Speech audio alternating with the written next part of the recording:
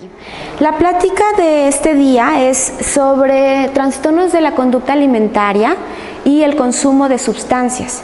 Es muy interesante cómo se presenta en un paciente ambas patologías. Entonces, lo importante es detectar a tiempo para poder dar un buen tratamiento y el pronóstico sea mucho mejor. Podemos definir el trastorno de la conducta alimentaria y ahorita que empiece van a darse cuenta cómo hay cosas muy parecidas y por qué es que se puede presentar esta comorbilidad. Consideramos que es una enfermedad crónica, progresiva y mortal. ¿Esto dónde lo habían escuchado? También en las adicciones. Es una enfermedad crónica en donde habla del tiempo, que con el tiempo progresa y por supuesto nos puede llevar a la muerte. Trastorno mental, vamos a recordar que un trastorno mental es un síndrome que se caracteriza por alteraciones clínicamente significativas relacionadas con la cognición, la emoción y la conducta. Esto es un trastorno mental. Se considera un trastorno mental e incluso lo encontramos en el manual diagnóstico, ¿okay?, de trastornos mentales. Aquí la característica es un comportamiento patológico, pero relacionado a la ingesta alimentaria. Si hablamos de adicción o de alguna sustancia, va a haber un comportamiento patológico hacia cocaína, alcohol o cualquier droga. Y aquí estamos haciendo énfasis en la ingesta alimentaria. Y esto generado por una obsesión por el control de peso, así como por el aspecto físico. Y algo también importante que se asemeja al consumo de sustancias es que impacta en la salud física y en el funcionamiento psicosocial. Pareciera que estamos hablando también de adicción, de hecho se considera. Así es. Vamos a recordar, ya existe el DSM-5 que ahorita lo voy a mencionar, pero vamos a hablar del DSM-4 porque es importante saber los cambios que se presentaron en estos diagnósticos. Se consideran trastornos de la conducta alimentaria los grupos de anorexia, ¿no?, bulimia, y el de en medio es el trastorno alimentario no especificado, que la mayoría de las personas entran en este diagnóstico. Podríamos pensar que bulimia o que el vómito solo se presenta en bulimia. Sin embargo, hay que tener presente que también el vómito se presenta en personas con anorexia.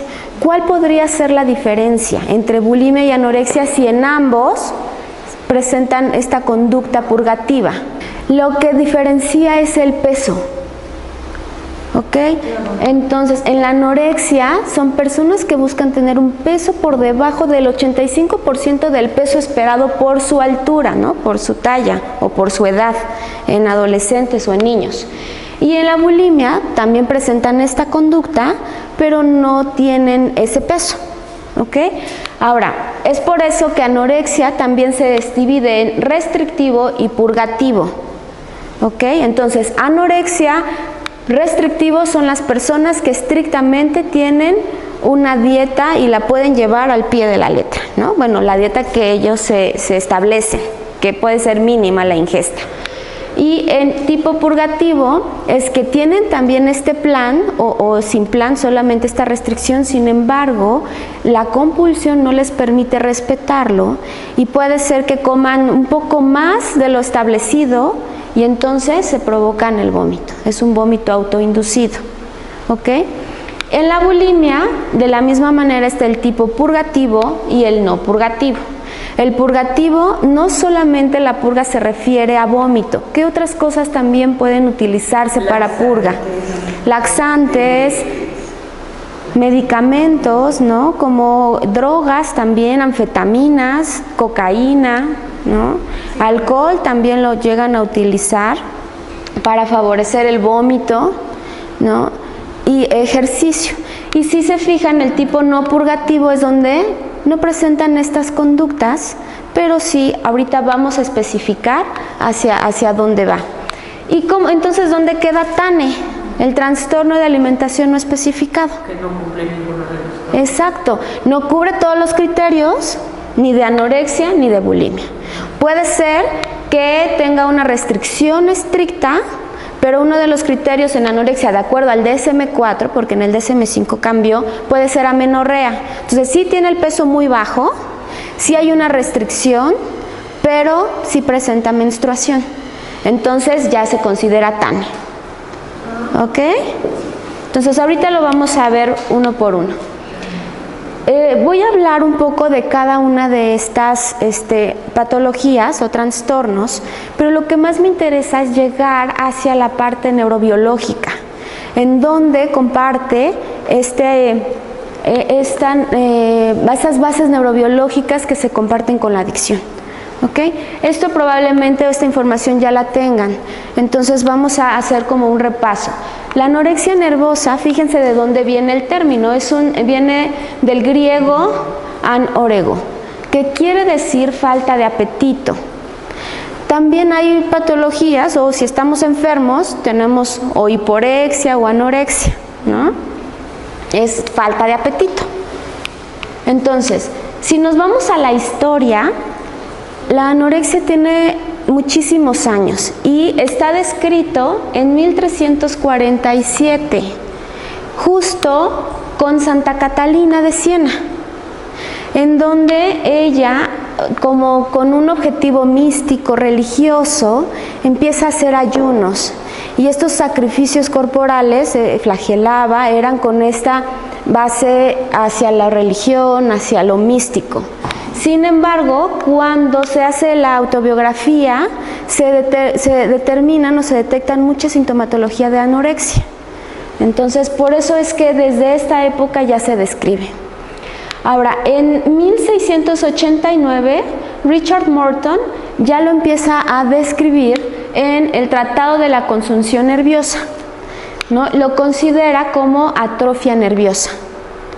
Y una aportación muy importante fue del doctor William Gould y del doctor Charles en París y en Londres. Si se fijan, la diferencia es de un año, 1874 y 75. La importancia de ellos, que se consideran como parte de la medicina moderna, es porque ellos consideran o empiezan a describir tanto el tratamiento, y consideran que el tratamiento es forzar la alimentación y restringir el ejercicio.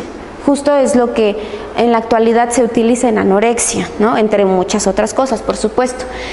Y aquí también se describe la amenorrea y la disfunción familiar. Estamos hablando desde 1875. Okay. Ahora, estos son los criterios que nos determina, lo que nos determina el diagnóstico. Este es DSM-4, por favor. Rechazo al peso igual o por encima del mínimo, de acuerdo a la talla o la edad. Y si se fijan, aquí lo marcan bien, es 85% del peso esperado. ¿Cuánto es eso? ¿No? ¿Cómo sabemos el peso esperado o el saludable? Por índice de masa corporal, ¿no? O tal vez por algunas tablas también que existen de acuerdo a talla y edad. Pero estas personas buscan el 85% del peso y existe un fracaso ya en tratamiento para aumentar. Otro de los criterios es a pesar de estar tan delgados, tienen un miedo a ganar peso o a convertirse en obesos, aún estando por debajo del peso esperado. Hay alteraciones en la percepción, ¿no? Se ven como con mucho más peso de lo que realmente es.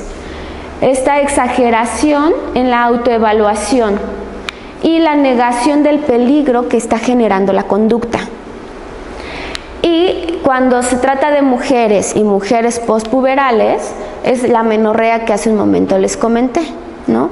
En donde el cuerpo, las pocas calorías que llegan a tener o a ingerir, por supuesto no las van a utilizar para la producción hormonal, ¿no? Y se van a órganos vitales para mantener la vida.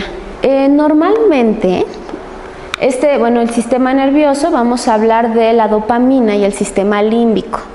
Normalmente, el sistema límbico o este sistema o circuito de recompensa, el objetivo es para mantener la especie, ¿no? Genera placer y está relacionado también con estructuras que nos lleva al recordar el placer para así repetir la conducta. Por eso el placer que existe al comer, ¿no? En donde siento placer, repito la conducta y seguimos vivos. ¿Ok? Lo mismo en relaciones sexuales, en todas las conductas de huida también, ¿no? Todas las emociones. Entonces lo habitual o lo esperado es que cuando yo como siento placer y me siento satisfecha. Y entonces, ¿por qué si es así en los trastornos o en la anorexia o en la restricción, repiten la conducta si van en contra de esto? Lo que sucede es que sí tienen hambre, pero como se plantean un objetivo, la motivación es la restricción y haber logrado no comer. Y eso libera la dopamina. Tener el control. Tener el control. Exactamente. Entonces logran, sí tienen hambre, pero el comer les genera culpa, ¿no? Por el motivo por el cual empezaron este plan, o no es un plan de alimentación, en realidad esta restricción. Entonces, cuando empiezan o cuando superan el día comiendo no sé, voy a hablar, una manzana, entonces se sienten satisfechos porque lograron su objetivo. O sea, el placer está en pude controlarlo. Pude controlarlo, lo logré. Si este apetito no fue suficiente o inhibo el apetito con algunas medidas que tienen muy bien establecidas. ¿Ok? Y si hablamos de bulimia nerviosa, también viene del griego, que significa hambre en exceso o hambre de buey. No es un apetito voraz en donde no hay este límite y empieza la compulsión, donde a pesar de que yo ya no quiero, sigo comiendo, o a pesar de que es un alimento que no quiero, no importa, es estar saciando para tapar otras cosas que ahorita vamos a revisar. Y este se describe en 1979, parece mucho más nuevo. ¿Y cuáles son los criterios? Acuérdense que este es de DSM-4, es presencia de atracones recurrentes, pero para saber qué es un atracón, ¿cómo sé si esto que me estoy comiendo es un atracón? El DSM-4 lo define como la ingesta de alimento en un corto tiempo y lo pone entre paréntesis 2 horas, como ejemplo, comiendo cantidades superiores a los que la mayoría de las personas podrían comer. Pues en realidad no es tan claro, pero es una ingesta de alimento en donde hay sensación de pérdida de control. Si se fijan, es lo contrario. Son patologías o trastornos que están dentro del mismo grupo porque es la relación con la comida, pero el comportamiento es distinto. Aquí hay una pérdida del control sobre la ingesta. Y bueno, hay medidas compensatorias. ¿Se acuerdan que hablamos de los tipo purgativo y no purgativo? Las compensatorias es vómito, laxantes, diuréticos, enemas, fármacos, que aquí también podríamos incluir anfetaminas o las drogas, y ayunos y ejercicio excesivo. Cuando hablamos de purga o una medida compensatoria, no solamente es vómito, sino son todas estas conductas. Los atracones y estas conductas inapropiadas aquí nos establecen un tiempo, 2 veces a la semana por 3 meses. Y hay una autoevaluación relacionada con el peso y la silueta. Y hay alteraciones exclusivamente en el transcurso, de la anorexia. A veces, a esto se refiere a que a veces se presentan una restricción en el apetito en búsqueda del peso, pero finalmente la compulsión y el impulso es mayor. Y viene el atracón, ¿no? Muchas personas dicen, no, ya a partir de mañana estoy a dieta y se mantienen en ayuno todo el día, pero llega la tarde, noche en donde de verdad no pueden. Y entonces viene un atracón. Entonces, la relación patológica con el alimento, además de que genera mucha ansiedad, datos de hipoglucemia, irritabilidad, ¿no? La falta de alimento. Entonces está la tipo purgativo, en donde se refiere a vómitos, laxantes, diuréticos, enemas.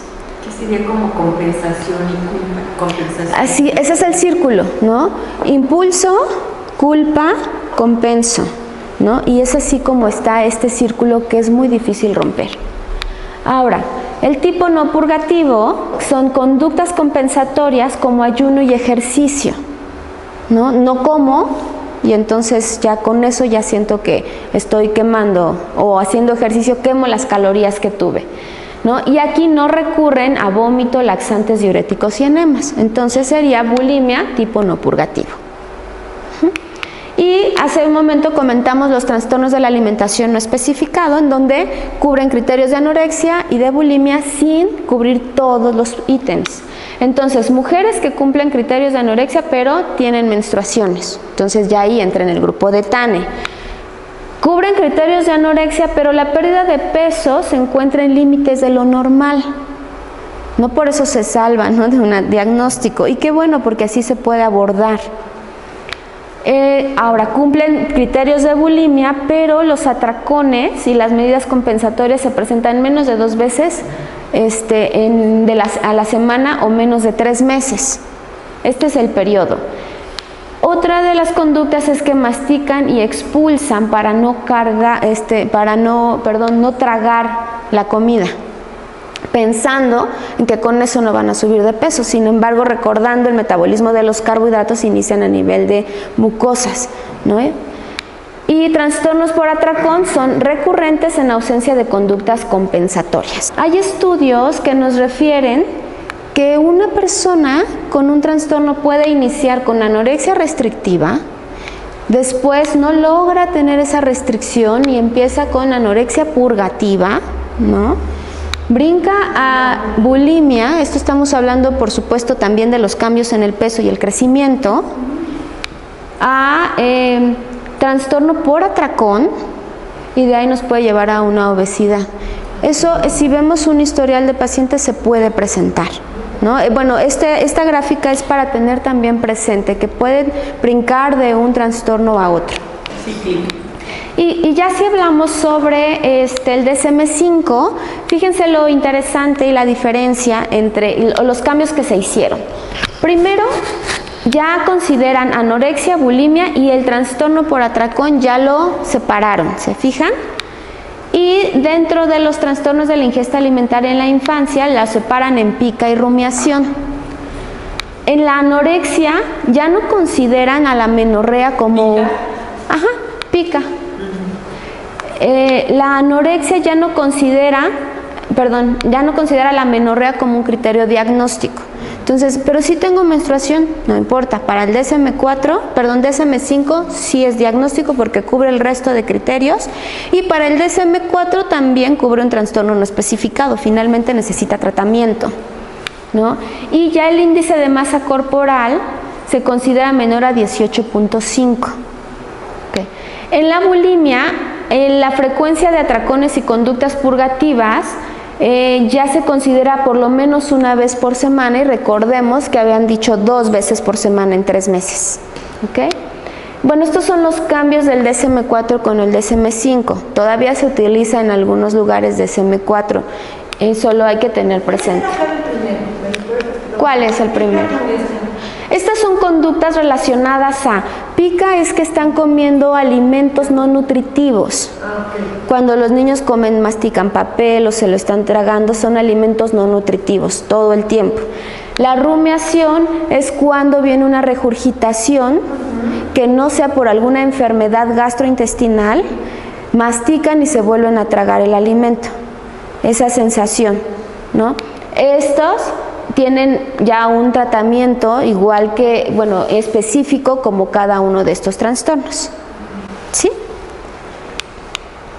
Y bueno, vamos a ver las alteraciones que se pueden presentar a nivel orgánico. Si empezamos justo de arriba, a nivel del sistema nervioso central, esto es como muy gráfico, por supuesto son cambios mucho más específicos que ahorita los vamos a mencionar, pero son personas que pueden presentar mucha ansiedad por la preocupación por mantener el peso, o mucha depresión, bueno, no sé, está mal dicho, mucha depresión, o depresión por esta sensación de no ser suficiente, de no alcanzar sus metas. Y la misma inanición o la falta de alimento me genera también esta depresión. Ahora, puede haber lesiones en caries, sobre todo en dientes, sobre todo por el vómito, y también inflamación en mucosas, en faringe, puede haber en esófago también, pueden presentar el vómito, y el vómito puede ser también sanguinolento por la lesión local, ¿no? Alteraciones cardiovasculares, sobre todo porque recordemos que el corazón es un órgano, un músculo que funciona a través, necesita energía y también electrolitos. Con el vómito se pierden muchos electrolitos. Entonces puede haber alteraciones en el ritmo cardíaco. El ejercicio compulsivo a nivel muscular, mala absorción digestiva. Puede presentarse hemorroides, principalmente cuando también hay abuso de laxantes o enemas. En las manos presentan lesiones o callosidades porque se pueden, provocados exactamente por el vómito. Puede haber un bajo deseo sexual, amenorrea y la piel, por supuesto, con deficiencias de vitaminas.